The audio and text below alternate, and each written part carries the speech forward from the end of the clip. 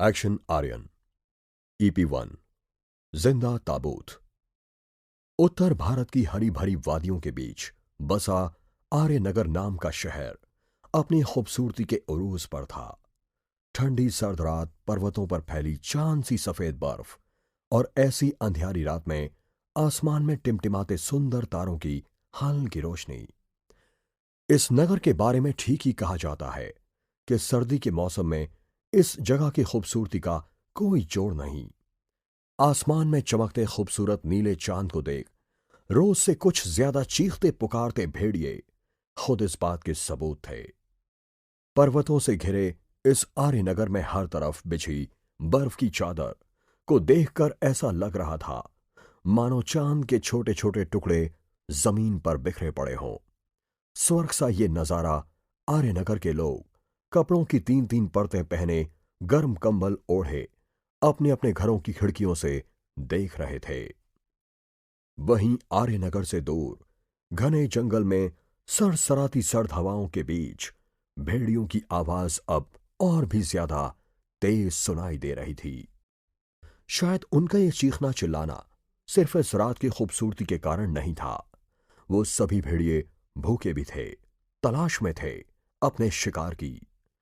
अंधेरे में चमकती उनकी डरावनी आंखें हर ओर अपने शिकार की तलाश में भटक रही थीं।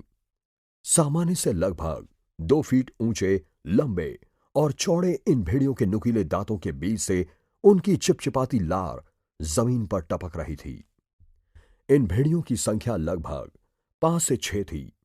वैसे तो भेड़िए झुंड में ही शिकार करते हैं, पर भेड़िया चाहे अकेला हो या झुंड में, करना तो उन्हें शिकार ही था। अपने घने बालों पर गिरती बर्फ की हुर्राते हुए छटकते ये सभी भेड़िए किसी खास महक का पीछा करते एक ही दिशा में आगे बढ़ते जा रहे थे। तभी अचानक उनकी आंखें चमक उठी, उनकी हुर्राहट और भी बढ़ गई, जैसे उन्हें उनका शिकार मिल गया था। भूखे भेड़ियों तक आती ये महक इंसानी खून की थी, जिसे सूंघते ही सभी भेड़िए तेजी से उस महक की दिशा में भागने लगे। महक का पीछा करते इन भेड़ियों के सामने एक वीरान सा कब्रिस्तान था। जंगल के बीचों बीच बसे इस कब्रिस्तान के आसपास खोखली हो चुकी लकड़ियों की एक बाड़ थी, जिसे उछलकर फांदते सभी भेड़िए खुश थे, क्योंकि उनके सामने एक नहीं, दो नहीं, बल्कि खून से सने सैकड़ों ताबूतों के ढेर नजर आ रहे थे और ताबूत में बंद थी इंसानी लाशें। एक साथ इतना सारा खाना, इतना मांस उन भेड़ियों को आज तक नसीब नहीं हुआ था। भेड़ियों ने आओ देखा न ताओ, अपने पंजों को जमीन पर घिसते हुए हुर्राते हुए सभी भेड़िए उछलकर टूट पड़े इन ताबूतों पर। लकड़ी से बने इन ताबूतों को अपने भयानक पंजों से उखाड़ते ये बलशाली भेड़िए देखते ही देखते जाने कितनी ताबूतों की कीलें उखाड़ चुके थे। हर ताबूत से निकलती इंसानी लाशें जैसे एक दिन पहले ही यहां मारकर दफनाई गई हो। लाशों के जिस्म पर तलवारों के घाव बता रहे थे कि इनकी मौत सामान्य तो नहीं थी, पर इससे भेड़ियों को क्या? इतनी लाशों के होते हुए भी एक दूसरे से झगड़ते, एक दूसरे पर हुर्राते ये सभी भेड़िए बड़े चाव से इंसानी लाशों का गोश्त नोच नोच कर खाने लगे। एक तो सर्द रात, ऊपर से इतना सारा गोश्त उनके लिए किसी दावत से कम ना था। मगर तभी इन सैकड़ों ताबूतों से कुछ ही दूर कब्रिस्तान की दूसरी तरफ जमीन पर बिछी सफेद बर्फ के नीचे से जैसे किसी के मानो दरवाजा ठोकने की तेज आवाज आने लगी। जैसे कोई था जमीन के नीचे। ऐसा लग रहा था जैसे कोई जमीन को उखाड़ देना चाहता हो। इन तेज वारों से उस जगह पर जमी बर्फ थरथराते हुए वहां से हटने लगी। ये देख सभी भेड़िए चौकन्ने हो गए और अब धीरे धीरे उस जगह के पास जाकर उस जगह को सूंघने लगे। कुछ ही देर में जमीन के नीचे से आती वो गर्म ताजा इंसानी खून की गंध आखिर उनकी तेज नाक तक पहुंच ही गई। उन्हें समझने में देर न लगी कि जरूर इन सैकड़ों ताबूतों की तरह ही कोई ताबूत मिट्टी के नीचे जमीन के अंदर गड़ी है, जिसमें जरूर कोई जिंदा इंसान मौजूद है। और भेड़िए सही भी थे। उस ताबूत में बंद था आर्यन, जो शायद अभी जिंदा था। खून में लथपथ, घायल, बदहवास ताबूत के गुप्त अंधेरे में कैद आर्यन जमीन के नीचे अपनी आखिरी सांसें ले रहा था। तेज गति से धड़कते दिल, घबराहट और घुटन से बेचैन आर्यन अपने होश खोने लगा था। उसकी आंखें भी अब बंद होने लगी थीं। उसके दिमाग में एक के बाद एक उसके जीवन के सभी दृश्य सटासट उभरने लगे थे। एक साथ बहुत से मधुर गीतों की धुन उसके कानों में पिघलकर उतरने लगी थीं। आर्यन के कानों में पड़ती ये मीठी धुनें शायद मौत की लोरियां थीं, जो उसके अंत का पैगाम लिए उसके कानों में गूंज रही थीं। असहाय आर्यन ने फिर अपनी पूरी ताकत झोंककर खुद को इस कैद से छुड़ाना चाहा। यह आह!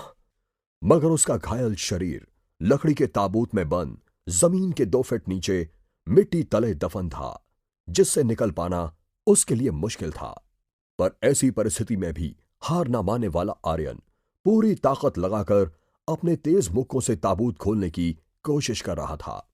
वहीं जमीन के ऊपर ताजा गर्म खून के प्यासे भेड़िए घुर्राते हुए मुंह से लार और खून टपकाते हुए अपने पंजों से ताबूत के ऊपर जमी मिट्टी तेजी से हटा रहे थे।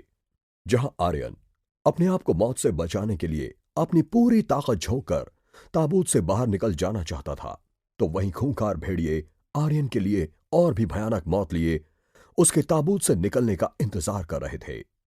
देखते ही देखते हुर्राते खूंखार भेड़ियों की इस फौज ने अपने बड़े बड़े पंजों से ताबूत के ऊपर जमी सारी मिट्टी उखाड़ फेंकी।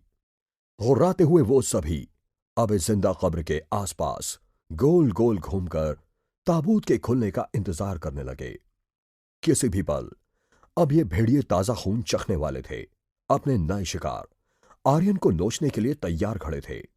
वहीं इस बात से बेखबर आर्यन ताबूत खोलने में अपनी पूरी शक्ति झोंक चुका था, पर उसका शरीर अब जवाब देने लगा था। मगर एक आखिरी बार आर्यन ने इस बार अपना सारा बल झोंकते हुए ताबूत पर आखिरी बार किया। यह और आश्चर्य, इस बार वो कामयाब भी हुआ। ऊपर जमी मिट्टी हट जाने के कारण ताबूत इस बार झटके से खुल गया। ये देख खुश होते आर्यन ने ताबूत में पड़े पड़े ही तेज सांस लेते हुए खुद को संभालना चाहा। आर्यन खुद को ठीक से संभाल पाता, उससे पहले उसके खून से सने चेहरे पर किसी की चिपचिपाती लार का बड़ा सा थक्का झूलता हुआ आ गिरा। ये लार किसकी थी, हम सभी जानते हैं। ताबूत से निकलते ही अपने आसपास घूम रहे इन खूंखार भेड़ियों को देख आर्यन सन्न रह गया। आखिर क्यों और किसने आर्यन को जमीन के अंदर इस तरह जिंदा गाड़ दिया था? कौन है आर्यन? आखिर कैसे आ फंसा वो इस भयानक मुसीबत में? ये जानने के लिए हमें समय से थोड़ा पीछे, आज से महज 1 दिन पहले, यानी 23 मार्च 1834 में जाना होगा। यानी 23 मार्च 1838 में जाना होगा। 14वीं शताब्दी ये वो जमाना था जब अंतर्राष्ट्रीय व्यापार खुल चुका था। इतना खुल चुका था कि पूर्व से मसाले पश्चिम में और पश्चिम से ऐशो आराम की चीजें पूर्व में खरीदी बेची जाने लगी थीं। ये वो दौर था जब आधुनिक हथियार विकसित नहीं हुए थे। युद्ध में हथियार के रूप में खुद योद्धा लड़ते थे।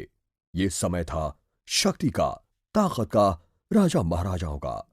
जिसके पास जितनी शक्ति, वो उतने लोगों पर अपना जोर चलाता था, और इसीलिए इस क्रम में सबसे नीचे थी आम जनता, यानी राज्य की प्रजा। प्रजा के ऊपर थी बलशाली सेना, सेना के ऊपर ताकतवर योद्धा, योद्धाओं के ऊपर श्रेष्ठ गुरु, गुरुओं के ऊपर मंत्री, मंत्रियों के ऊपर महामंत्री, महामंत्रियों के ऊपर सर्वशक्तिशाली राजा, राजाओं के ऊपर उनसे ताकतवर महाराजा, और महाराजाओं से भी अधिक कोई ताकतवर हो तो वो चक्रवर्ती सम्राट। सभी अपनी ताकत, अपने बाहुबल के दम पर अपने से कम शक्तिशाली लोगों पर हुकूमत करते थे। खैर, बेहद मांसल शरीर वाला आर्यन एक बलशाली सैनिक था, लेकिन ताबूत में इस वक्त खूंखार भेड़ियों के सामने घायल मेमने सा पड़ा आर्यन अपनी मौत को अपनी नजरों से देख रहा था।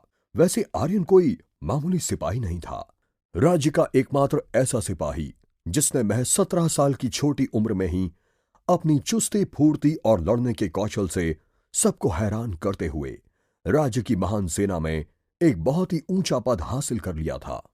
पेचीदा और उलझे तरीके से सही, मगर एक योद्धा परिवार से ताल्लुक रखने वाले आर्यन ने बेहद कम उम्र में अपने हमउम्र साथियों को पछाड़ते हुए मल्लयुद्ध, कुश्ती, विदेशी तकनीक, हत्यारा बिल्ली अंदाज मूक हमला अंदाज जैसे कई भयानक लड़ने के अंदाज में महारत हासिल कर ली थी।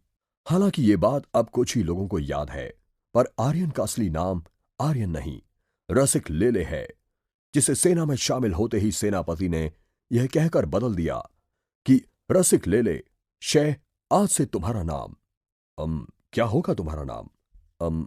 हाँ, आर्यन।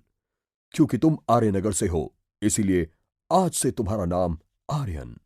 खैर, रसिक लेले मतलब आर्यन।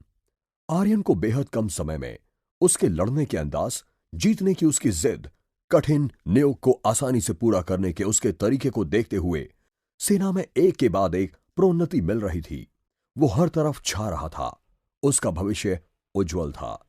सब कुछ सही, दुरुस्त और एकदम ठीक चल रहा था, मगर सिर्फ बीते कल के पहले तक। तो फिर कल ऐसा क्या हुआ जो आर्यन अपने उज्जवल भविष्य से सीधे ताबूत के अंधकार में पहुंच गया था? दरअसल हुआ यूं कि कल जब युद्ध का अभ्यास कर युवा रसिक लेले उर्फ आर्यन अपने सैन्य मोर्चे में आया, तो अपने सामने आर्यन ने जो नजारा देखा, उसे देखते ही उसके सभी लंबे काले बाल अपने आप उसके सिर पर कांटों से तनकर खड़े हो गए। उसकी बड़ी बड़ी आंखों में 8:45 की जगह 9:15 बज गए। शायद आर्यन गलती से अपने तंबू की जगह सेनापति की सुंदर, दिलकश लायला के तंबू में जा पहुंचा था।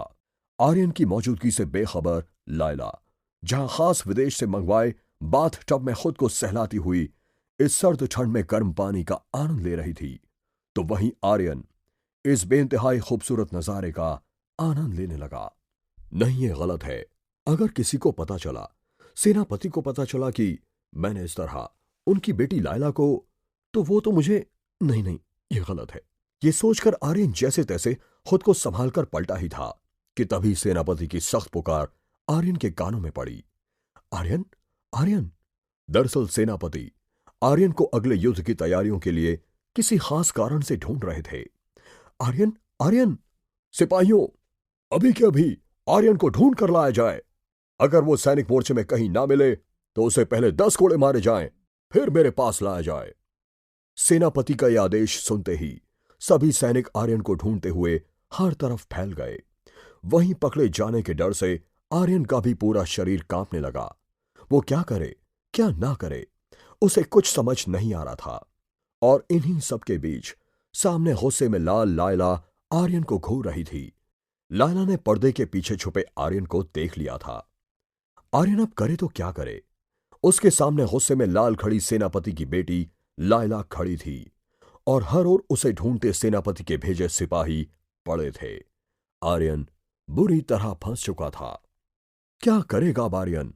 आखिर किसने और क्यों आर्यन को उस ताबूत में जिंदा दफन कर दिया था? क्या उन खूंखार भेड़ियों से बच पाएगा आर्यन? क्या लायला को नग्न देखने की सजा मिली थी आर्यन को? जानने के लिए सुनते रहिए action Aryan, only on pocket FM पर।